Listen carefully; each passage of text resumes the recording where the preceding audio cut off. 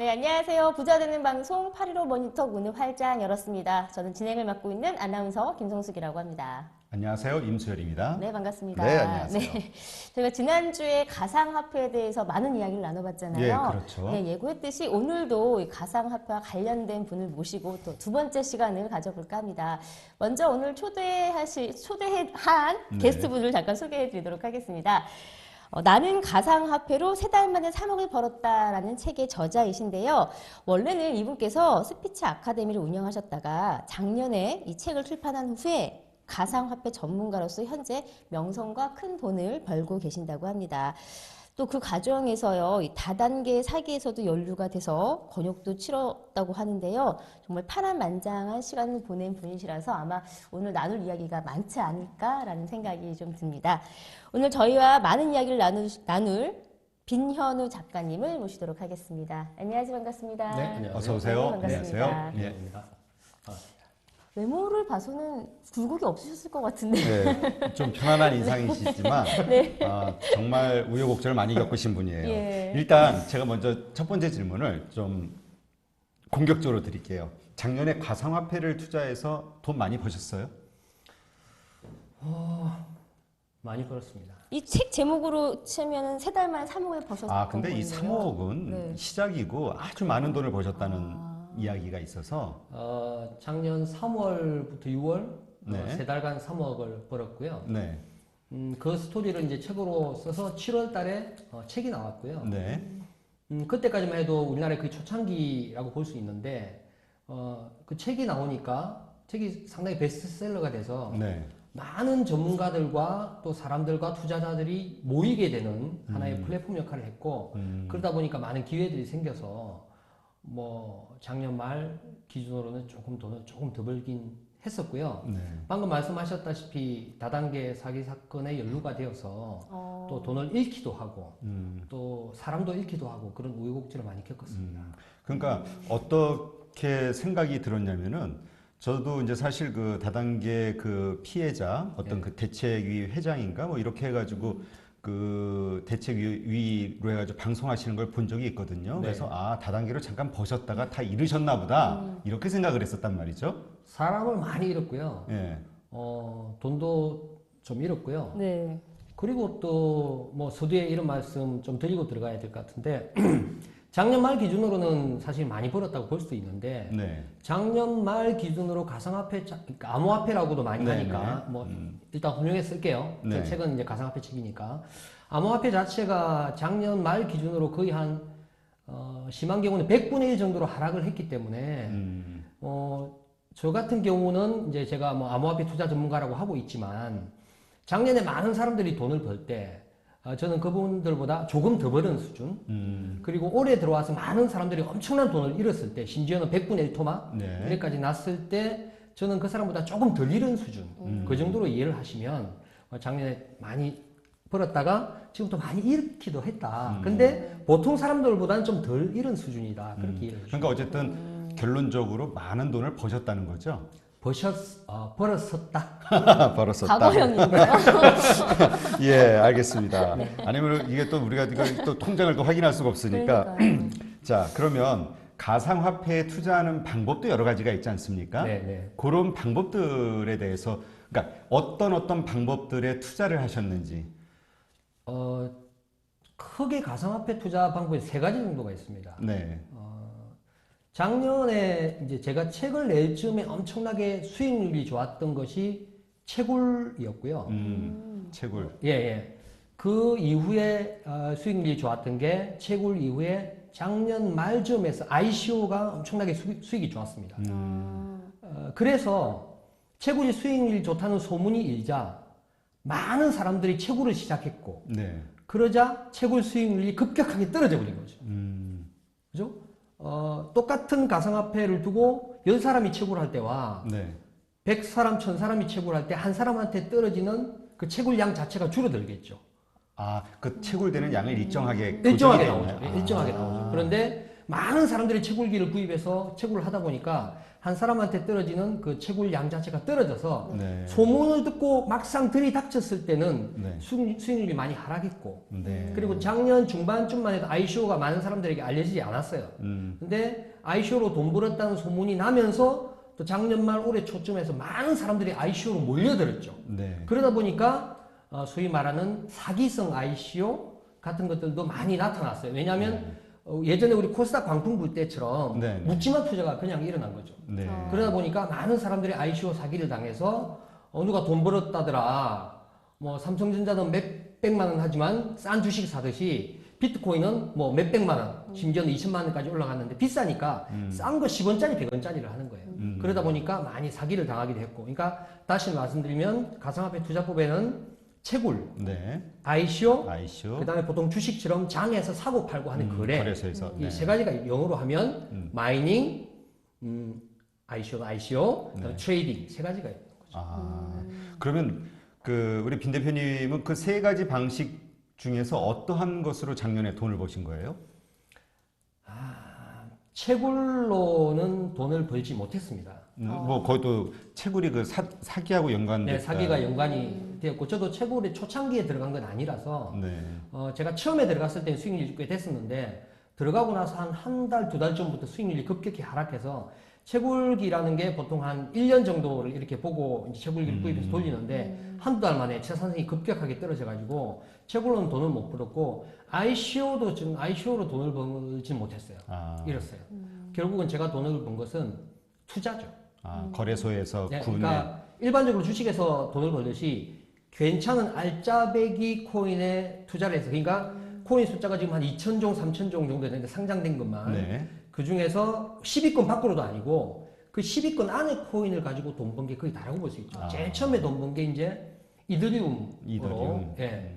그때 당시 한 6만 원 정도에 사서 한 35만 원 정도에 예. 한 6배. 한 세 달 만에 바로 3개월 만에. 그리고 그게 이제 한 250만 원까지 갔다가 지금은 이제 10만 원을 다시 뜨는 거예요. 이게 하락폭이나 상승폭이 굉장히 높네요. 상당히 매력적이죠. 왜? 관점이 좀 저번 다른데요. 돈 번 사람한테는 매력적이고. 주식 방송을 하셨다고 그랬지만 네네. 일반인들이 펀드나 이런 데 맡기지 않고 자기 돈을 직접 투자를 하는 이유는 일확천금을 노리기 때문에 그러니까 투기 심리가 있는 거예요. 예. 그렇기 때문에 코인은 상당히 매력적으로 보이죠. 주변에서 100배 벌었다 그러니까 미친 듯이 들어오는 겁니다. 근데 그럴 경우가 끝물인 거죠. 이미 상당히 매력적으로 보이긴 한데 번 얘기만 듣지 100배가 된다는 건 내 돈이 100분의 1도 될 수 있다는 거잖아요. 그렇죠. 그래서 작년 말 올해 초에 들어온 사람들이 대부분의 자금이 적게 잃은 사람이 10분의 1, 많이 잃은 사람은 100분의 1. 1억이 들어갔는데 100만 원도 안 남은 상황. 그러니까 암호화폐 투자하는 사람의 90%는 다 잃었어요. 10%도 한 9% 정도는 본전 수준, 1%는 정도가 벌었을까 말까. 그러니까 암호화폐 투자를 하는 사람들의 대부분의 꿈은 원금 회복. 이거 슬픈데요? 그게 현실입니다. 어, 현실입니다. 그렇죠. 그래서 지금 혹시라도 이 방송을 보고 계시는 분들 네. 중에 대부분은 원금 회복이 꿈일 테고요. 예. 아직 암호화폐나 가상화폐 투자를 하지 않으신 분들은 네. 그냥 내가 너무 탐욕스럽구나 저기 들어가려고 하는 게 딱 손을 놓으시 근데 부동산도 지금 어렵고 주식도 지금 대한민국 어렵다 그러고 뭐 삼성전자는 해외로 나간다 그러고 현대자동차 뭐 곧 막 어떻게 될 것 같고 그러니까 막 어떻게 할 수가 없잖아요. 네. 그럼 그건 조용히 그냥 은행에 묻어두고 그냥 이자 받고 그냥 사시면 될 것 같아요. 아니 근데 정작 대표님은 암호화폐를 하고 계신 분 입장에서 그렇게 얘기하니까 좀 아이러니한데. 저는 지금도 투자를 합니다. 예, 그러니까 그러니까요. 왜 제가 이런 말씀을 드리냐 하면 예. 제가 책에도 썼고 강의할 때도 얘기를 하는데 또 특히나 한국 사람들의 특징이 있는 것 같아요. 이렇게 잘 이렇게 휩쓸려요. 분위기에. 광풍 이런 거예요. 코스닥 광풍도 우리나라에서 대단했잖아요. 그 당시에 제가 늘 하는 얘기가 디지털 조선이라는 종목에 1억을 넣었어요, 누가. 찾아가서 이 무슨 회사인 줄 아십니까? 그러니까 배 만드는 회사 아니에요. 조선이니까. 조선일보의 디지털판 신문사인데 배 만드는 회사. 그러니까 지금 코인이 그래요. 이게 이더리움이 뭔지 비트코인 뭔지 리플이 뭔지 뭐 어디서 뭐 하는 건지도 모르고 그냥 돈 번다니까 막, 그러니까 공부를 안 하고, 대부분의 사람들은 공부를 안 하고 투자를 하기 때문에, 저 같은 경우야, 뭐 학교도 좋은 데 나왔고, 또 컴퓨터공학고 전공했고, 보안회사에도 있었고, 네. 기획실에도 있었고, 네. 그러니까 볼 수 있는 나름대로의 어떤 내 나름의 기준이 있잖아요. 네. 근데 보통 사람들은 그냥 누가 좋다더라 하니까 들어와서 돈을 잃기 십상이고, 이 암호화폐 자체는 리스키할 뿐더러 사기꾼들이 엄청 많아요. 아, 사기꾼들이 왜 돈 되는 곳에는 원래 사기꾼들이 덜 끌어요. 저도 사기를 당했지만 전문가가 무슨 사기를 당하냐? 전문가도 사기를 당하는데요. 그러니까.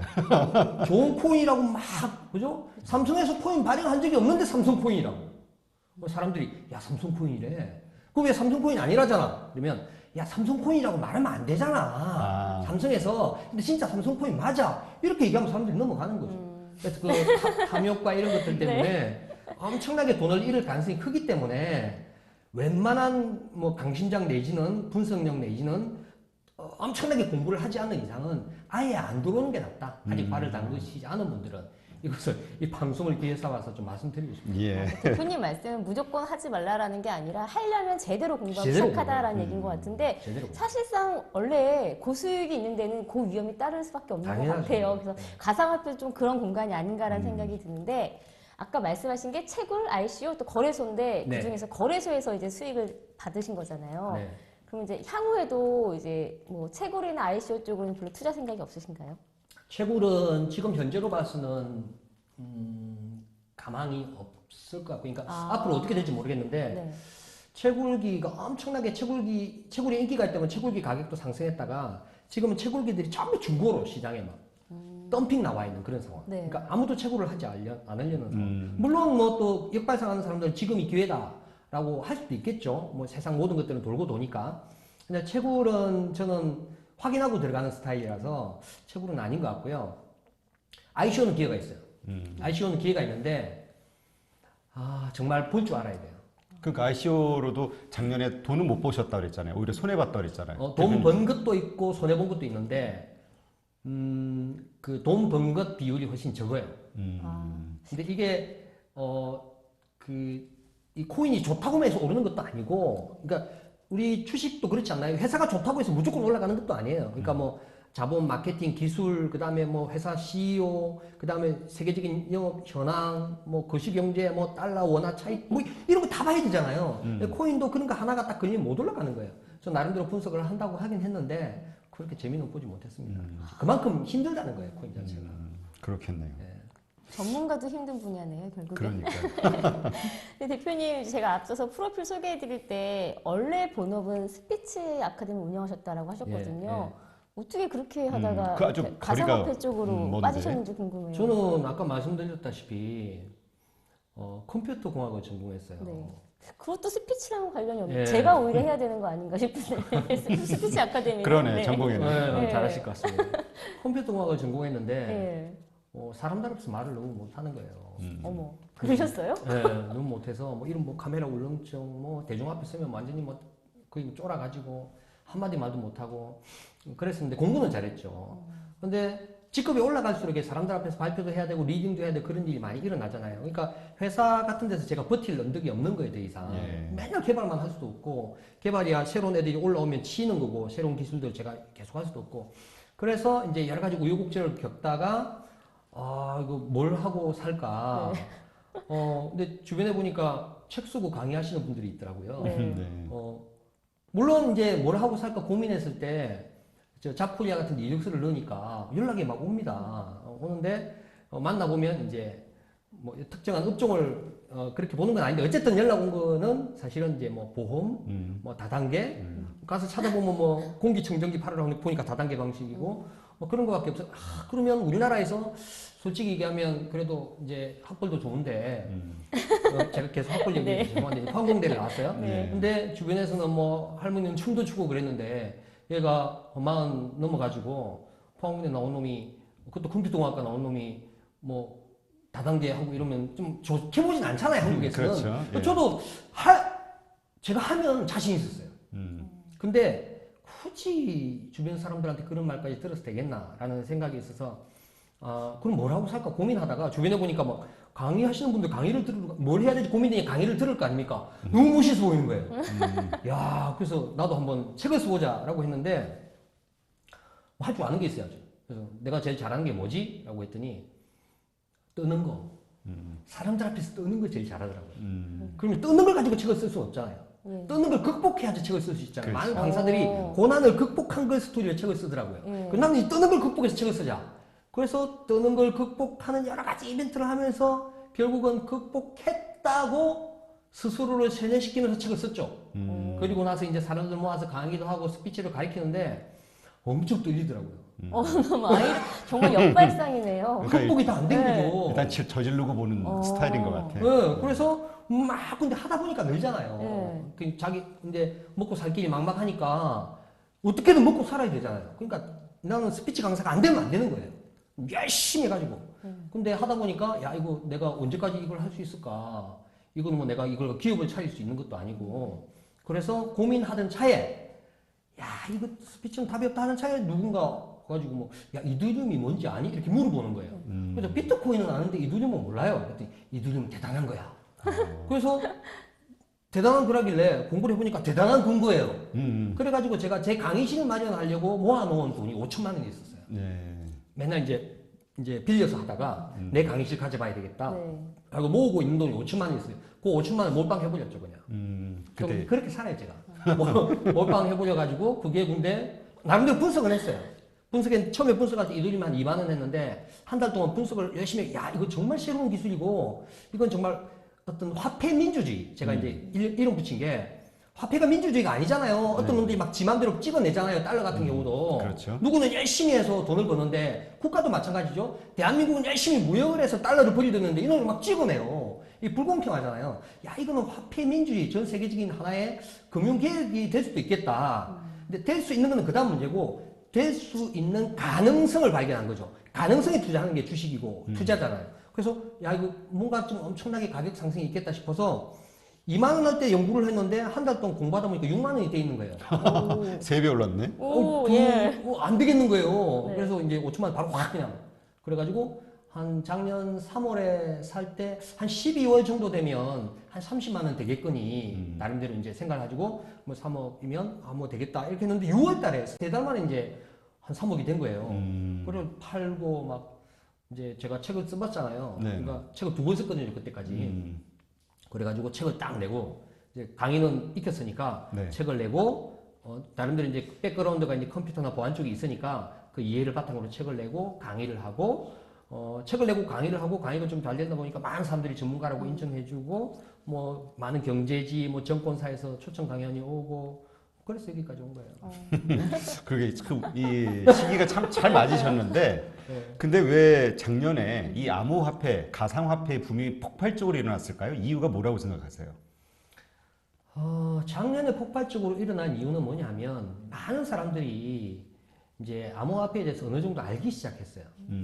이더리움이 갑자기 상승한 이유는 뭐냐면 EEA인데 이더리움 엔터프라이즈 얼라이언스 하는 게 있어요. 그러니까 이더리움을 키우기 위한 기업 연합체예요.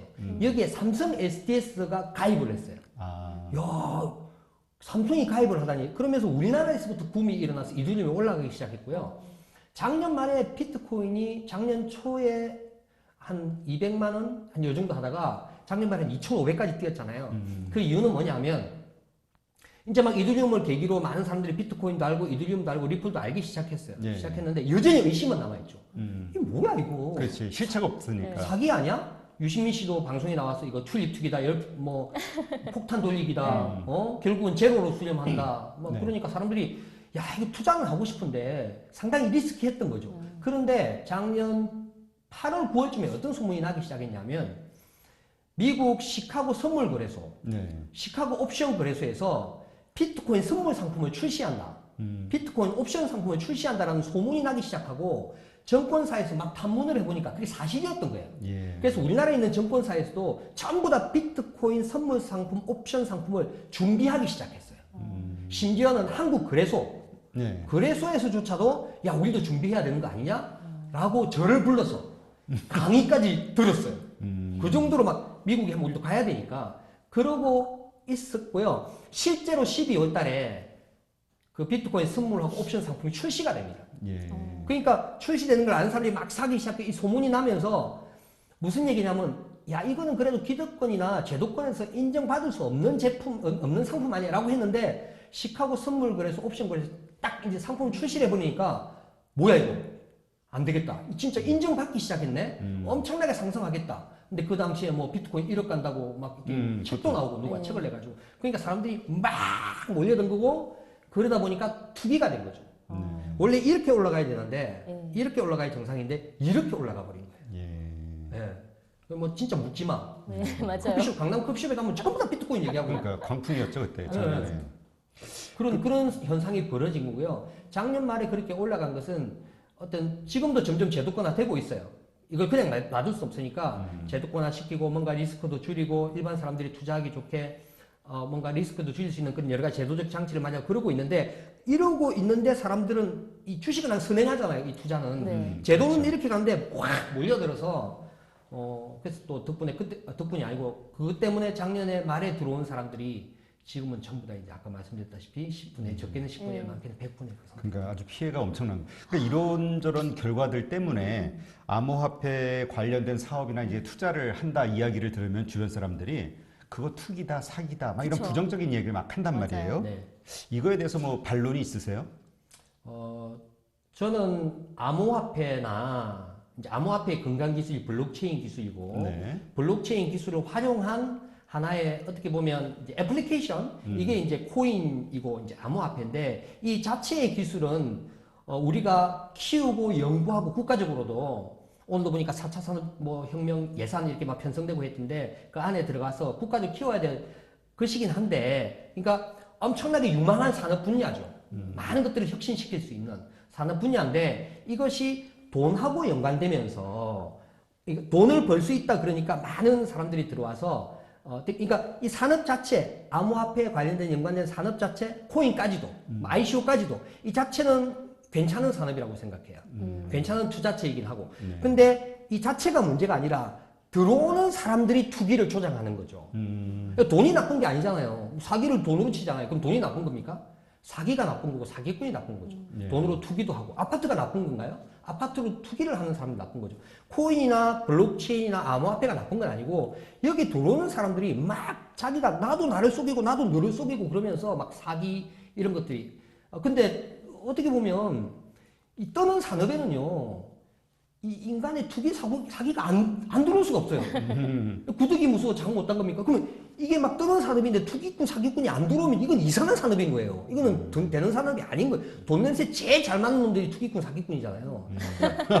말 되네. 맞잖아요. 그런 측면에서 우리가 이걸 무조건 금지하고 하면 안 돼 이게 아니라 야 이걸 어떻게 선순환 내지는 좋은 방향으로 갖고 갈 수 있을까 이런 관점에서 봐야죠. 그 자체는 투기는 사기가 아니고 투기꾼 사기꾼들이 붙은 거다 그냥 되는 산업에 그렇게 보시면 될 것 같습니다. 작년에 어쨌든 열풍이 일어난 거고 이제 대표님 말씀대로 어쨌든 사람이 몰리다 보니까 투기처럼 되어버렸고 지금은 좀 많이 가라앉은 상태잖아요. 그럼 대표님이 바라보시는 이 암호화폐의 미래는 어떤지 좀 궁금해요. 미래는 아주 네. 희망적이죠. 희망적이라고 보세요. 왜요? 희망적이죠. 암호화폐 자체는 네. 우리가 이제 가상화폐라고 부를 때는 네. 즉 그대로 직역하면 virtual money 이렇게 볼 수도 있는데 영어로는 정확하게 이제 암호화폐라고 쓴 이유가 크립토 커런시예요. 크립토 커런시를 제 방식으로 좀 풀었으면 블록체인 기반의 지불 결제 수단입니다. 화폐의 성장 과정을 보면 제일 처음에 물물 교환하다가 조개 껍데기를 가지고 하다가 야, 조개 껍데기 무겁고 불편하니까 금을 쓰기 시작했죠. 금은 가치가 있는 거예요. 근데 금을 쓰다 보니까 이것도 무겁고 불편하니까 금 보관증을 발행해서 썼죠. 근데 금 보관증의 역사를 거듭해오면서 이게 화폐로, 지폐로 바뀐 거예요. 그러니까 지폐 자체는 가치가 없어요. 금으로 교환할 수 있는 이제 정성거죠. 근데 그게 금본위제죠. 근데 어느 순간 금본위제가 딱 없어져 버렸어요. 브레튼 우든가 뭔가 하여튼 조약을 통해서 없어져 버렸어요. 종이는 사실은 가치가 없죠. 그렇죠. 가치가 없는데 일단 지폐 그 화폐의 성장 과정에서 종이를 우리는 모든 사람 화폐로 인정하기 시작했고 이제는 종이도 아니죠. 네. 지금 뭐 지갑에 돈 또 얼마 없잖아요. 카드는 뭐냐면 전산상으로 준. 그러니까 화폐는 뭐냐면요 숫자입니다. 데이터예요. 데이터. 돈 빌리고 받을 때 은행 대출 받을 때 돈을 안 받죠. 데이터가 날라오는 거죠. 데이터인데 그 데이터가 어디 있냐면 은행에 있어요. 은행에 있고 우리는 은행을 믿죠. 그죠? 근데 이 은행에 중앙화되어 있는데 이 중앙화되어 있음으로 해서 엄청난 비용적인 거, 그 다음에 비효율적인 면들이 발생합니다. 그래서 이것들을 은행에 갖고 있는 것이 아니라 은행에는 결국 갖고 있는 건 뭐냐면 거래 내역이에요. 거래 내역, 원장. 예. 원장이 은행에 중앙화되어 있는데 이 원장을 모든 사람들이 공유하는 거예요. 그러니까 네트워크상에 공유하는 겁니다. 그러면 해킹도 없고 안전하고 비용도 세이버되고 그 다음에 우리가 그 삼겹살집에서 삼겹살을 먹고 내가 결제를 하면 삼겹살집 주인은 즉시 돈을 못 받잖아요. 카드를 결제하면. 네. 예, 한 2, 3일 뒤에 카드회사 통해서 오잖아요. 그렇죠. 뭐 그런 거죠. 그죠? 주식에서 주식을 팔면 내 주식을 바로 돈으로 못 받잖아요. 한 2, 3일 걸리잖아요. 그죠? 그게 뭐냐면 지금 현재 그 물물교환에서 조개 껍데기 검 집회 이렇게 전산화되어 오면서 계획된 어떤 전산화가 되지 않았기 때문에 예를 들면 신도시 지을 때 쫙 길을 닦고 이렇게 하면 딱 효율적으로 될 건데 뭐 중구난방으로 지은 거예요. 그러다 보니까 이 되게 이상 엉켜 있는 겁니다. 코드가. 그러니까 즉시 결제, 즉시 정산이 안 되는 거예요. 결제는 했는데 정산이 안 되는 거죠. 근데 그런 것들을 이 블록체인 기반의 지불 결제 수단인 크립토 커런시 암호화폐를 쓰면 즉시 결제, 즉시 정산이 되는 겁니다. 그죠? 국제 송금할 때도 송금을 저기 먼 나라에 보내려면 송금료, 수수료, 그 다음에 며칠 걸리고 이런 것들도 블록체인을 이용하면 즉시 송금이 되는 거고요. 기술적으로는 상당히 뛰어납니다. 그런데 이 세상이라고 하는 게 기존에 딱 체계화가 되어 있으니까 여기에 편성해서 혹은 이 먹이 사슬이 있잖아요. 먹이 사슬. 예. 이게 분명히 효율적인데 그럼 기득권들이 이걸 안 놓는 거예요. 송금도 그렇고 뭣도 그렇고 그렇잖아요. 그렇죠. 그래서 그 과정이 필요하고 그 과정에서 기득권과 이 새로운 어떤 블록체인으로 하려는 그런 쪽에 약간의 어떤 다툼, 싸움 혹은 그 타협 이런 것들이 계속 있을 거고 그런데 이것이 훨씬 더 편리하고 효과적이고 결국은 갈 방향이기 때문에 이런 여러 가지 우여곡절을 겪더라도 결국은 갈 거고 블록체인 기술이 이제 4차 산업혁명 핵심으로 쓰일 거고 그러다 보면 암호화폐도 이제 활성화되고 지금 뭐 세계적으로 몇몇 국가에서 법정 화폐를 암호화폐로 만드는 시도를 하고 있어요. 아마 우리나라 한국은행도 연구를 하고 있을걸요. 조폐공사도 연구를 하고 있고, 미 연방은행도 아마 연구를 하고 있을 거고, 연구를 하고 있습니다. 그래서 결국 그쪽으로 갈 거기 때문에 지금은 작년에 폭등했다가 쭉 떨어져서 지금 이제 마치 죽을 것처럼 보이지만 네. 3차 산업혁명 때 그랬듯이, 인터넷 혁명 때 그랬듯이 옥석 가리기가 진행되고 있고요. 그 중에서 진짜 괜찮은 것들은 3차 산업혁명 이후에 유튜브, 구글, 아마존, 페이스북 이런 애들이 초창기는 없었잖아요. 확 올라갔다가 이후에 생겼잖아요.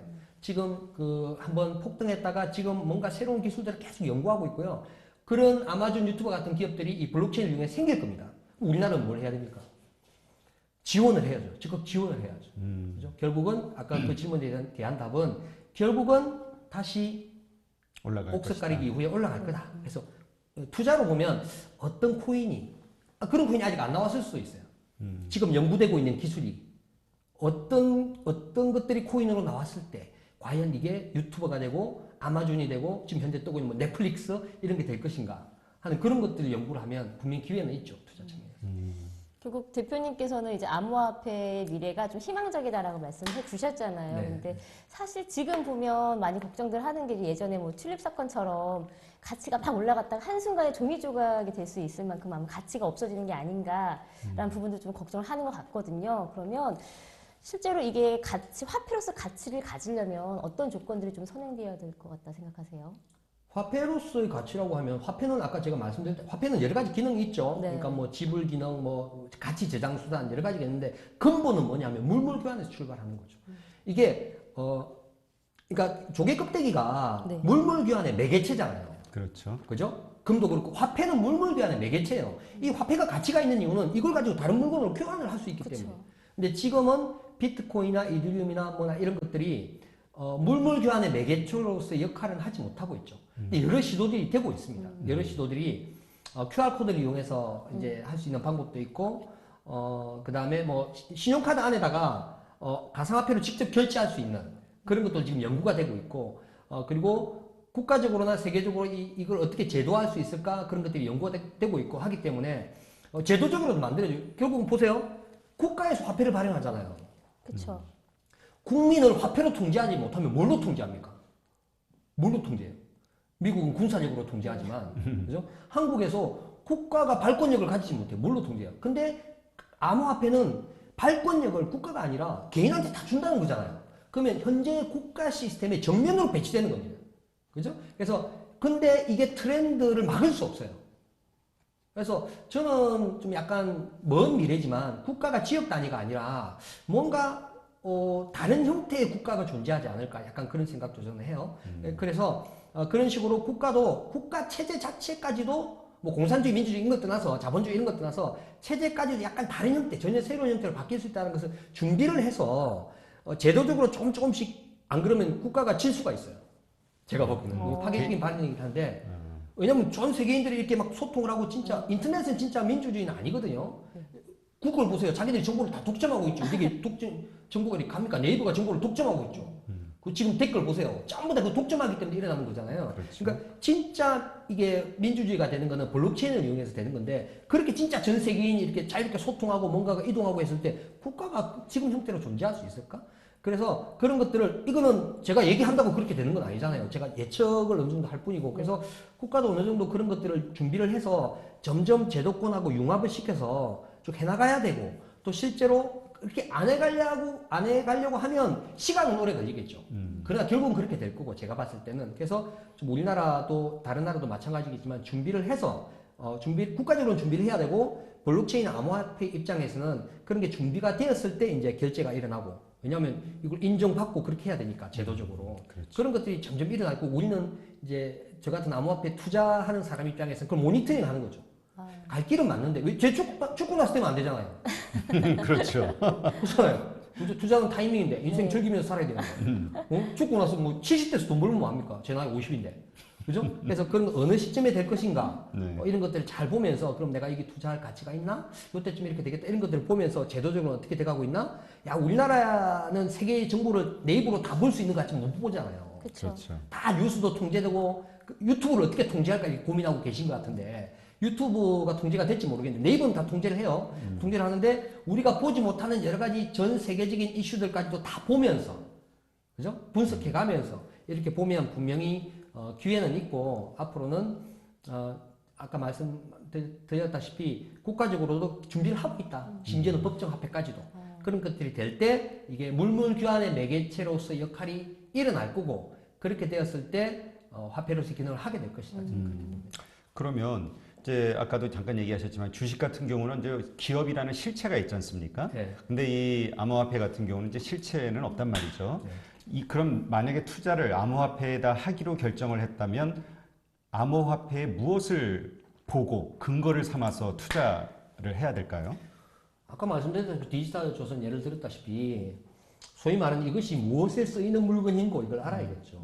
이게 왜 필요하냐, 어디에 쓰는 물건이냐, 사람들이 이것이 없으면 안 되냐, 혹은 이것이 있으면 얼만큼 편리하냐 이런 것들 보고 해야 되겠죠. 비트코인 같은 경우는 이제 암호화폐의 기축통화로서 역할을 하는 거고요. 그러니까 네. 암호화폐가 되면 이게 상징성도 있기 때문에 되는 거고. 그 다음에 리플 같은 경우가 저 밑에 10위권 밑에 있다가 쭉 올라와서 지금 이더리움까지 제치고 2위가 됐거든요. 그러니까 시가총액이? 시가총액 2위가 됐어요. 시가총액이. 그래서 2위가 된 이유가 리플 같은 경우는 제가 첫 번째 책에서 엄청나게 좀 안 좋게 봤는데 그래요? 전문가도 실수를 합니다. 자기가 요때는 이렇게 생각하고 시간이 지나면 새로운 정보가 오니까 다르게 생각할 수 있어야 전문가지. 그럼 요때 이렇다고 해서 계속 고집 피우는 게 그게 무슨 전문가입니까? 새로운 정보를 접하고 어쨌든 예측을 잘못하셨다는 거예요. 그때는 예측을 잘못했죠. 예. 왜냐하면 제가 암호화폐에 대한 이해도가 그렇게 높지 않았을 수도 있고 그 당시에 네. 어떤 식으로 높지 않았냐면 저는 아까 말씀드렸다시피 암호화폐를 화폐 민주주의라고 봤어요. 예. 근데 리플은 화폐 민주주의가 아닌 거예요. 그러니까 이 생태계에 참여하는 모든 사람들이 그 화폐를 어떤 식으로 기여를 하면 내가 찍어낼 수 있어야 되는데 리플은 회사가 있는 거예요. 회사에서 기존의 화폐 좀 회사에서 찍어내는 거예요. 네. 필요에 의해서. 그래서 이건 아니다라고 했는데 근데 이제 블록체인 방식을 쓰는 거죠. 그때 당시에는 순진해서 이거는 야 화폐 민주주의 그러니까 블록체인의 정통성 크립토커런시 정통성이 어긋나 그러니까 얘는 아니야 라고 했는데 세상은 그렇지 않더라는 거죠. 순진한 20대들의 발상이었던 거죠. 이상을 추구하는 아니고 결국은 타협이다. 기존 세력과 기득권과 어떻게 잘 타협해서 싹 스며들어서 아주 확 잡아먹는데 어떻게 잘 스며드느냐라는 측면에서 리플은 아주 잘 스며들고 있다.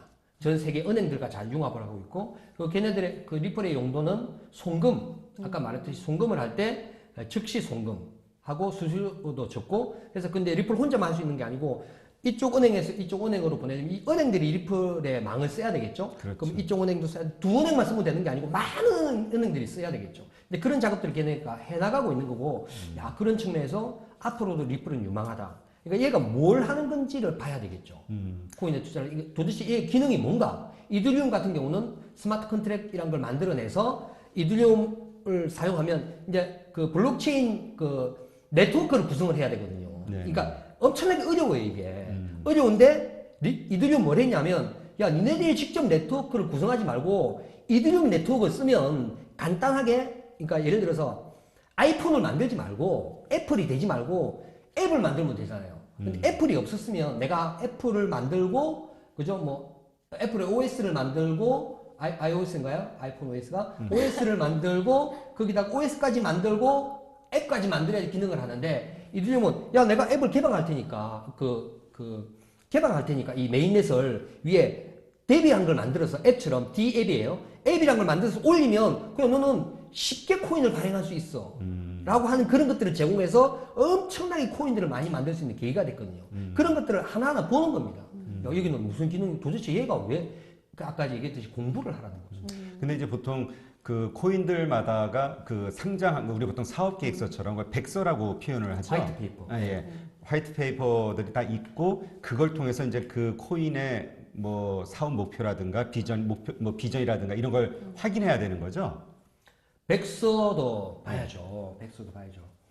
그러니까 아니, 거기서 대표님은 뭘 제일 먼저 체크하세요? 그 백서를 보면서 이걸 가치가 있나 없나를. 백서를 보면서요. 예. 어떤 사실을 확인하세요? 저는 사실은 백서도 보죠. 당연히 백서도 보는데 이해하려고 노력을 하고요. 근데 이해하기 쉽지 않습니다. 이해하려고 노력을 하고, 그 코인을 만든 조직, 예를 들면 대표가 있을 거 아닙니까? 네. 대표의 PT를 들어보죠. 프레젠테이션. 들어보고, 아까 말씀, 저 나름 똑똑한 사람이에요. 네. 예. 연구도 많이 했고. 근데 저 사람의 PT를 들었는데 내가 이해가 안 돼. 이상한 거죠. 아. 내가 이해가 안 되는데 누가 이해가 되겠어? 근데 어쨌든 내가 이해가 안 돼. 뭐, 저 사람이 나를 이해 못 시키고 있는 거예요. 저 사람이 나를 이해 못 시키고 있는데 누가 이해하겠어요? 이해를 해야 쓸 거 아닙니까? 그러면 저 사람이 나를 이해 못 시킨다는 것은 저 사람이 거짓말을 하고 있거나 아니면 저 사람도 모르는 얘기를 하고 있는 거예요. 그죠? 그러면 내가 또 이해 못했을 수도 있죠? 한 두 번, 세 번 들어보죠. 그리고 내가 정말 큰 돈을 투자할 것 같으면 만나줘, 가서.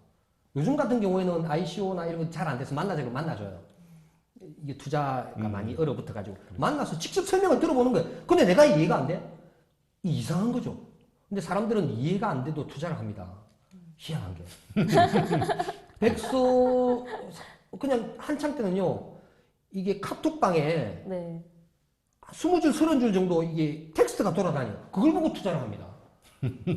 어머, 저 그랬던 것 같은데. 네, 그걸 보고 주식 투자를 투자할 합니다. 때. 그리고 자기가 공부할 생각은 아니고 다른 사람한테 물어봅니다. 야, 이거 어때? 쟤 똑똑한 놈 같아. 얘가 좋다 그래요. 근데 얘도 모릅니다. 얘도 누구한테 물어본 거죠. 얘도 몰라, 얘도 몰라, 얘도 몰라. 아무도 몰라요. 근데 내가 보기에 쟤는 아는 것 같아. 이런 거죠. 지가 해야지. 자기가 이해돼야지만. 자기가 이해해야죠. 뭐 백서가 100% 이해는 안 될지라도 100% 이해 안 되면 그래도 10번 정도 읽어봐야 됩니다. 10번 안 읽어보죠. 한 번도 안 볼걸요? 아예 열어본 적도 없을걸요? 예. 기본을 안 한 거죠, 기본을. 그러니까 이게 결국 묻지마 투자가 결국 그렇게 했을 때 묻지마 투자인 거죠. 네. 그렇죠? 예. 그렇죠. 네. 일단 지금 저희가 블록체인과 이 암호화폐 네. 이거에 대해서 지금 열정적으로 얘기를 듣다 아, 보니까 말씀을 너무 잘해주시니까 시간 가는 줄 모르겠어요. 네, 일단 여기서 1부 마치도록 하고요. 잠시 후에 다시 2부 시작하겠습니다. 네, 잠시 후에 다시 뵐게요. 네.